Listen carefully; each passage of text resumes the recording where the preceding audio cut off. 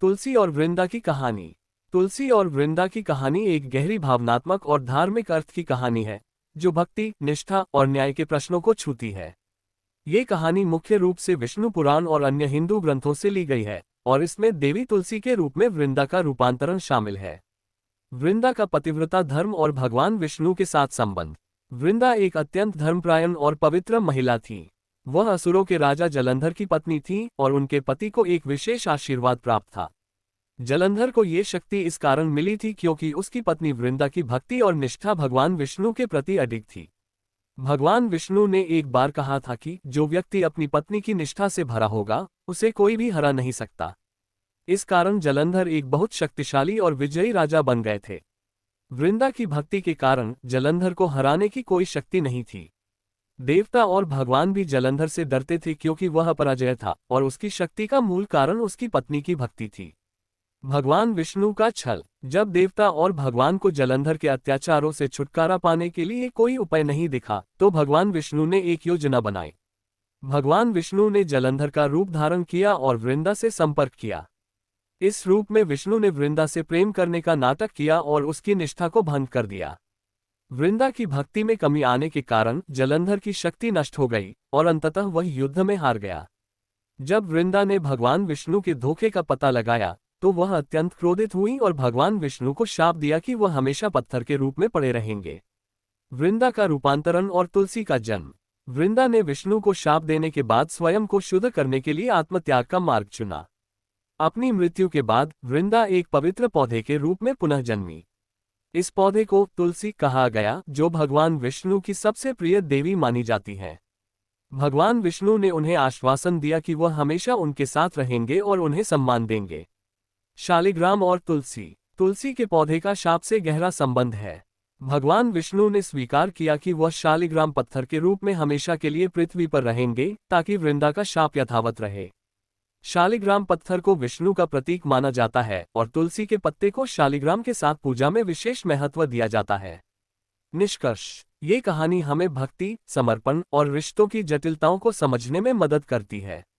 भगवान विष्णु ने वृंदा के शाप को स्वीकार किया और उसे एक रूपांतरण के रूप में अपनाया, जिससे तुलसी का पौधा पृथ्वी पर आया।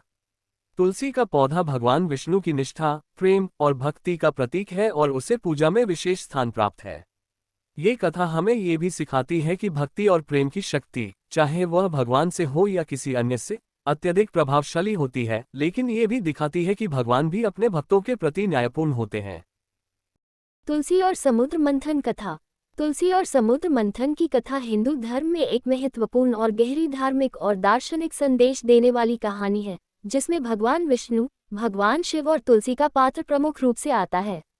ये कथा विष्णु पुराण, शिव पुराण और अन्य ग्रंथों में मिलती है और इसमें विभिन्न देवताओं, असुरों और देवी देवताओं की भागीदारी दिखाई देती है।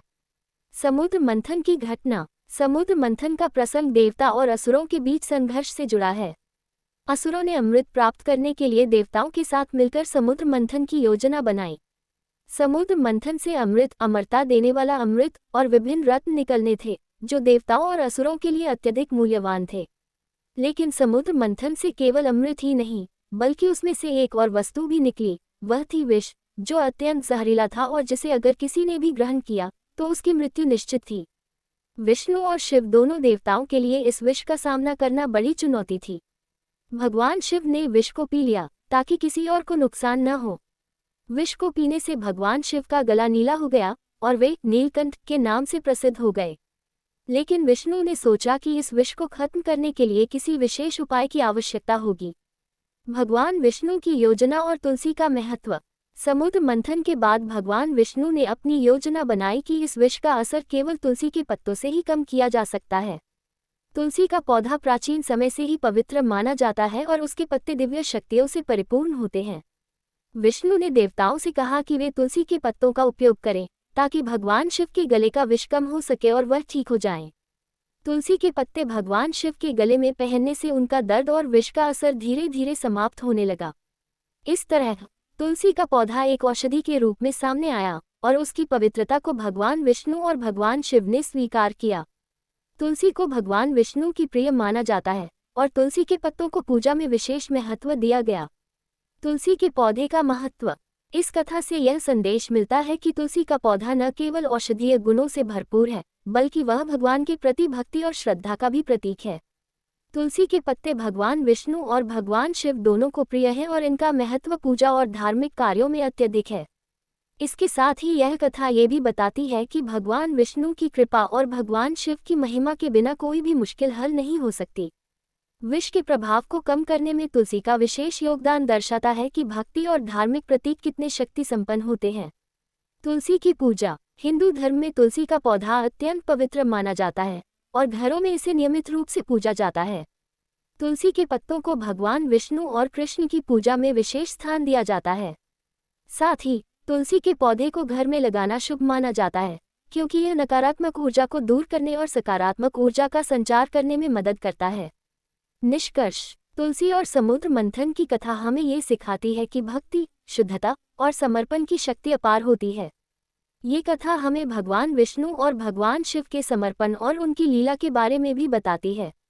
तुलसी, जो एक साधारण पौधा प्रतीत होता है, उसके माध्यम से भगवान का आशीर्वाद प्राप्त होता है और यह धर्म और पवित्रता का प्रतीक बन जाता है। साथ ही ये कथा ये भी दर्शाती है कि भगवान कभी भी अपने भक्तों को नकारते नहीं, बल्कि उनकी श्रद्धा और भक्ति को सम्मानित करते हैं।